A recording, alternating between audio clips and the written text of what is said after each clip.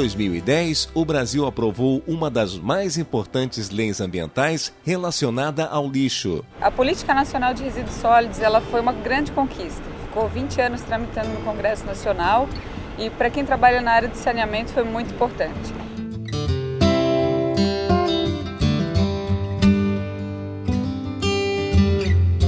Entre os desafios da nova legislação está o fechamento dos mais de 2.900 lixões que existem pelo Brasil num prazo de 2 anos. As metas da política, elas são bastante ousadas, né? Elas são realmente fortes, são metas arrojadas mesmo, vão requerer um grande esforço das prefeituras, dos governos, da indústria, dos moradores, para que se possam atingir as metas de desvio de tudo que é reciclável de um aterro sanitário.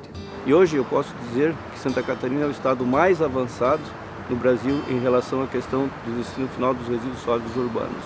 O grande desafio da Política Nacional de Resíduos Sólidos é conseguir, num curto prazo, atender as metas que foram estabelecidas, né? Felizmente, em Florianópolis, nós temos um grupo técnico com experiência, né, de longos anos e que tem ajudado não só nessa discussão, como também na busca de recursos em níveis federais e que são fundamentais para a implantação de qualquer solução que venhamos a ter como a melhor aqui para a região. O lixo é um dos maiores problemas porque ele é o grande causador das enchentes, quando é jogado de qualquer jeito, entope os bueiros, tá? Ele é causador de degradação, ele é causador de várias doenças, transmite várias doenças, ele ocupa um espaço muito grande. Você veja que o aterro ele tem uma vida útil, a hora que se encerrar eu vou ter que procurar uma nova área, impactar uma nova área. Então nós temos que pensar no futuro e temos que pensar hoje. Ela traz uma grande chance de trabalho para todas as profissões, né? O pessoal do ecodesign, o pessoal da engenharia, da logística, os catadores que têm a grande experiência na triagem, né? Industriais, pessoas que queiram trabalhar com indústria. Então, sem dúvida, o número de empregos gerados com a reciclagem, que a nova Política Nacional de Resíduos permite, é muito maior do que simplesmente mandar para o aterro sanitário. Então, gera, sem dúvida, uma nova economia.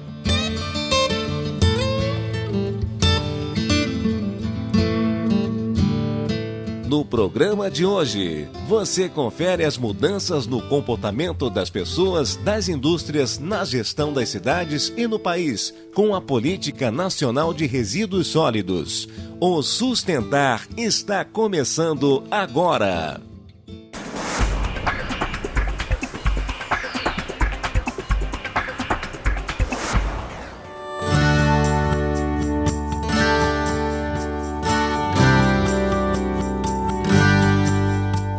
A questão dos resíduos, ela está diretamente relacionada ao poder aquisitivo, né? Nós temos uma classe média, quer dizer, uma classe C, que, sei lá, 8, 10 anos atrás consumia muito pouco e que hoje ela tem uma capacidade de consumo. A geração de consumo, seja em qualquer relação que se dê, ele gera resíduos. Aquele consumo desenfreado que algumas pessoas têm, de jogar fora ainda algo que pode ser utilizado por outra pessoa, como exemplo de roupas, sapatos, bolsas. Isso não é lixo, não é rejeito, não é resíduo, é um material que ainda pode ser utilizado por outra pessoa, você pode doar para outras pessoas. Produção e consumo sustentáveis fazem parte da nova política e já foram assuntos abordados aqui no programa. Você lembra do Herbert e da Andréia? Empresários buscam agregar o respeito ao meio ambiente nos negócios?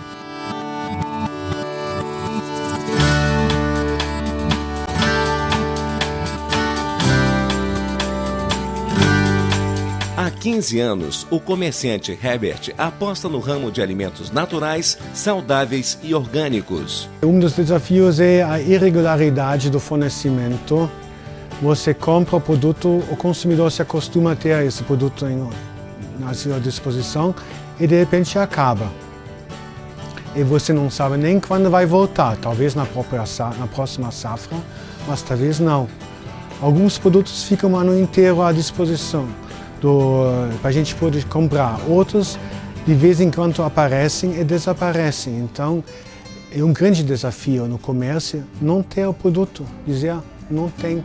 Há 2 anos em funcionamento, essa loja em Florianópolis oferece, além dos produtos convencionais, os ecológicos também. E a loja ela nasce com essa proposta, ela não tem só produtos ecológicos, mas valoriza marcas que tenham responsabilidade social e ambiental e que já trazem opções para o consumidor de tecnologias mais limpas, de processos de tingimento menos agressivos ao meio ambiente e de matéria-prima ecológica efetivamente.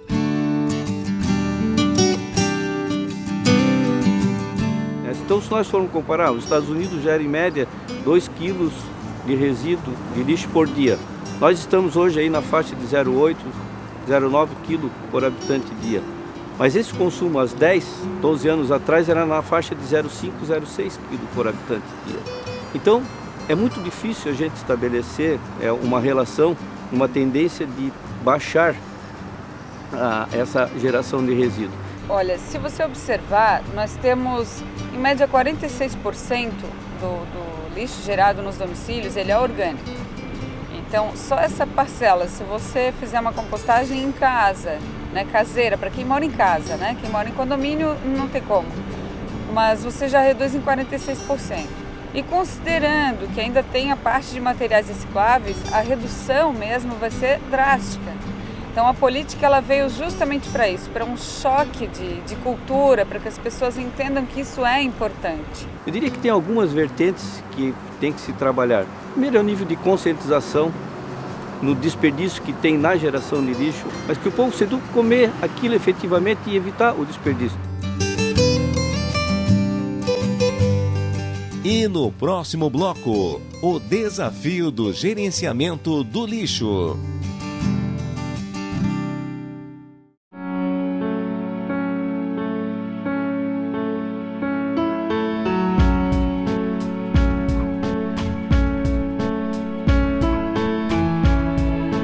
No Brasil, quase 60% do lixo coletado é destinado aos aterros sanitários. Mesmo assim, cerca de 75 mil toneladas todos os dias vão parar em lixões e demais locais inadequados.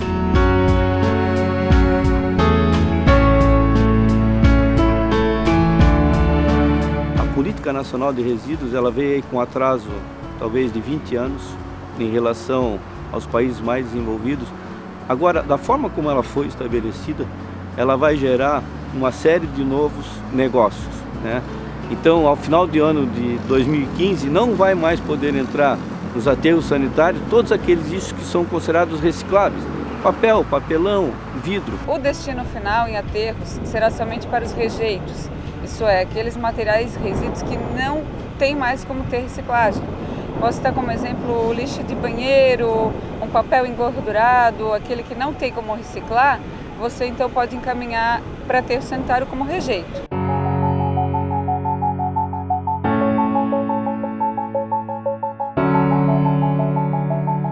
Desde 1990, o aterro sanitário de Tijuquinhas opera na região de Biguaçu.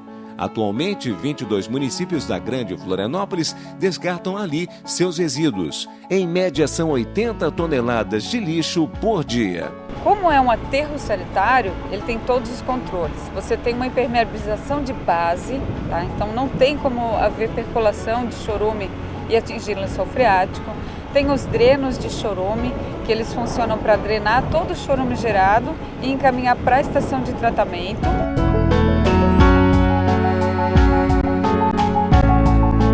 A decomposição da matéria orgânica no lixo gera o metano, um dos gases que agrava o efeito estufa. Para evitar a emissão desse gás, ele é drenado e convertido em CO2. Essa transformação gera créditos de carbono. Todos esses controles eles são obrigatórios. Se você não tem esse controle, o que acontece com o meio ambiente? Um grande impacto. Você vai estar impactando o solo, subsolo, a água, tá? E por consequência vai causar danos à saúde humana. Eu acho que a importância da reciclagem do orgânico ele vai muito em comparação ao aterro sanitário, porque no aterro sanitário tu tem o aterramento desse resíduo e gera uma decomposição anaeróbia. Essa decomposição ela gera gás, que é o gás metano. Ele é 21 vezes pior que o gás carbônico gerado na decomposição aeróbia, que é o caso da compostagem. Então acho que a preocupação da legislação vai para o cunho ambiental mesmo, que é proteger o meio ambiente. Restos de comida e matéria orgânica são uma parcela significativa do lixo. Já mostramos aqui no Sustentar algumas alternativas para esse problema, como o projeto que revolucionou uma comunidade na Grande Florianópolis. O projeto Revolução dos Baldinhos, ele é um projeto de agricultura urbana, né, que começou em 2008, mais ou menos em outubro, novembro, quando teve uma epidemia de ratos na comunidade. E o pessoal chamou uma reunião comunitária para resolver isso. E foi quando eles perceberam que a gente estava trabalhando desde 2006 na comunidade, em alguns locais fazendo compostagem, fazendo horta. E onde tinha compostagem, na escola, na creche, tinha diminuído bastante o número de ratos, né? E aí foi a ideia assim, então quem sabe as famílias também separam para fazer compostagem. E aí separa como? Vamos botar no baldinho. Aí veio a brincadeira, vamos fazer a revolução dos baldinhos. Os minhocários também são uma opção para as pessoas que querem cuidar do seu lixo em casa. E ele é totalmente funcional, totalmente prático. A gente consegue ver o quanto era gerado de resíduo pré-uso e o quanto é gerado pós-uso. Há quase 20 anos, a Associação Orgânica trabalha com compostagem. Em Florianópolis, são mais de 10 pontos de coleta, entre eles restaurantes, supermercados e asilos. A gente hoje coleta e trata por mês 140 a 170 toneladas de resíduos orgânicos. E isso aí vai gerar uma média de 10% do que foi coletado. Então, 14 a 15 toneladas vai ser o gerado em composto orgânico, que vai ser utilizado em hortas comunitárias, em escolas, em creches, ou se não por produtores orgânicos, na produção de alimentos orgânicos. Os resíduos orgânicos representam cerca de 50% a 53% em peso na composição do lixo. E é por eles, né, em função desse peso, que nós pagamos hoje um valor bastante alto para o transporte e o aterramento no aterro sanitário. A gente fala em melhoria do IDH, né, que é o Índice de Desenvolvimento Humano, que a gente consegue melhorar muito, porque o orgânico, quando é coletado separado, não gera doença, né, ele não derrama o chorume pelas ruas, ele favorece muitas coisas além do aterro, né?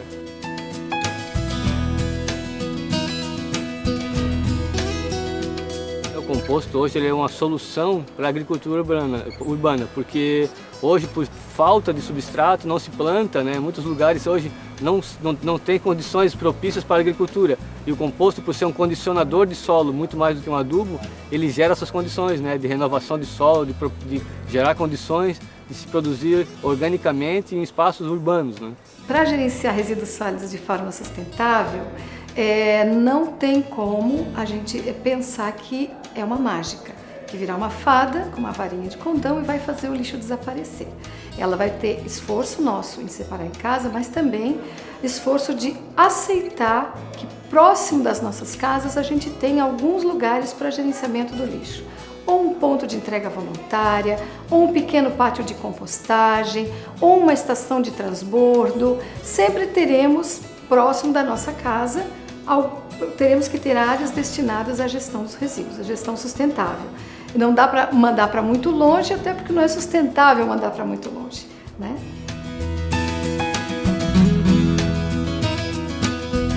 O município estando adaptado à realidade do município, que cada município tem uma realidade.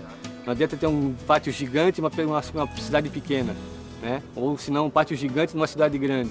São vários pátios pequenos ou pequenos pátios em diferentes situações que vão solucionar. A gente tem que descentralizar, gerar emprego, gerar demanda para os pátios, porque o frete, o combustível, tudo isso torna caro também todo o processo, inviabiliza muitas vezes. A compostagem, a partir dos orgânicos de cada residência, ela é um pouco mais complexa, né? Nós não podemos ter a contaminação desse tipo de material, então é necessária uma conscientização maior da população para que seja colocado aí somente os restos realmente de alimentação, não podendo ter nenhum tipo de contaminante como pilhas, baterias, fraldas e coisas dessa natureza. Acreditamos que esse é um processo que, com uma mudança do tipo da coleta, né, com a containerização da coleta, diferentemente do que fazemos hoje de porta em porta, nós poderemos alcançar num futuro, assim, num horizonte de médio prazo. Muitas pessoas não querem ter um pátio perto de casa, né, por preconceito, por achar que vai atrair ratos ou outros parasitas indesejáveis, né, ao homem. Mas a gente já teve pátios da SEASA, pátio da universidade, e a gente traz a população que mora em volta dos pátios para ver que é um benefício, não um estorvo, como o pessoal fala aqui em Florianópolis, né? Ele é um benefício, ele atrai passarinhos, bichos que são benéficos ao homem, não que fazem mal. Então ele atrai a população consegue interagir levando o composto para suas hortas, para os seus vasos, né? As senhoras que gostam de plantar flores, né?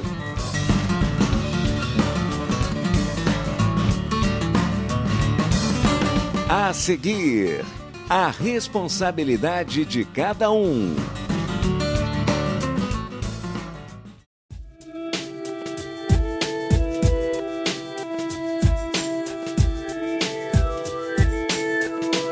A nova Política Nacional de Resíduos, ela traz muitas responsabilidades e para os municípios ela determina que os municípios têm que se organizar fazendo seus planos municipais de resíduos sólidos, porque os planos levarão em consideração as várias formas, né, em função dos diferentes tipos de resíduos que são gerados nas cidades e como tratar cada um deles. O Plano Nacional de Resíduos Sólidos ele tem metas ambiciosas e prazos curtos, né?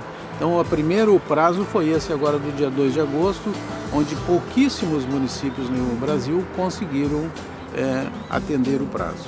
E podem ter, sim, dificuldades para obtenção de recursos na área de resíduos sólidos daqui para frente.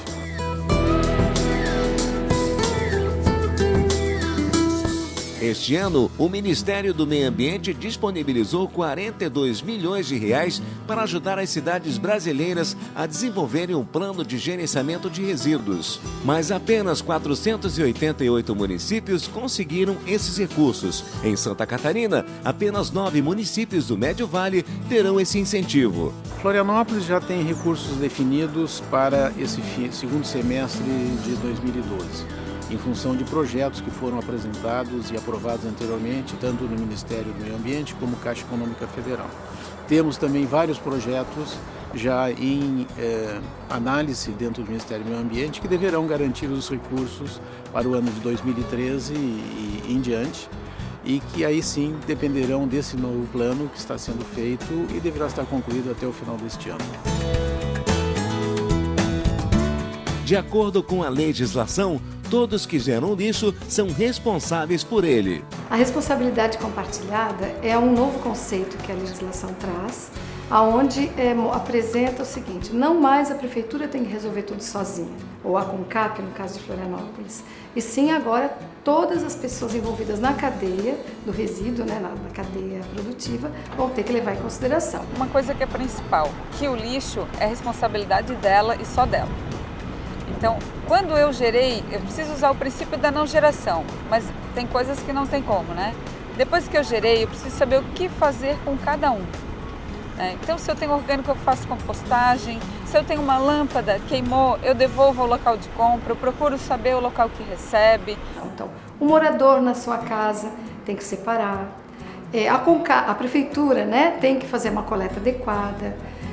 Para os resíduos especiais, as indústrias têm que disponibilizar pontos para as pessoas levarem, como lâmpada, pilha, tinta, agrotóxico, pneu, né?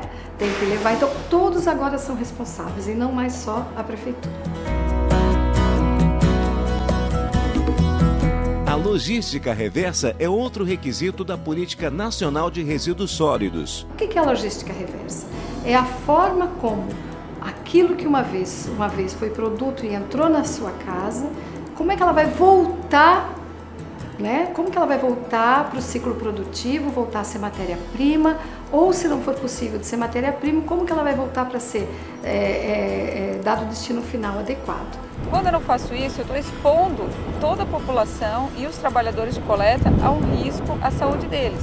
No caso, a lâmpada fluorescente, por exemplo, ela tem uma facilidade em quebrar, e ela libera vapor de mercúrio, que é altamente tóxico à saúde humana e ao meio ambiente também. Mostramos no Sustentar um exemplo das lâmpadas, um produto que precisa ser descontaminado antes da reciclagem. Existe no CONAMA, que é um órgão governamental que está gerenciando essa questão dos resíduos sólidos. E o projeto é a logística reversa, que é o quê? A empresa que fabrica, junto com o seu representante, com o lojista, enfim, e com o governo inserido também nesse contexto, que também está preocupado, de que as lâmpadas, da mesma forma como elas vão para o cliente, elas têm que retornar, para que seja feito um processo de reciclagem e também de descontaminação. Hoje ainda não está funcionando. Então as lâmpadas que a gente recebe são de empresas que têm a consciência ecológica. São empresas que, na sua concepção, eles não querem dano nenhum aos funcionários, às pessoas que cercam e à natureza.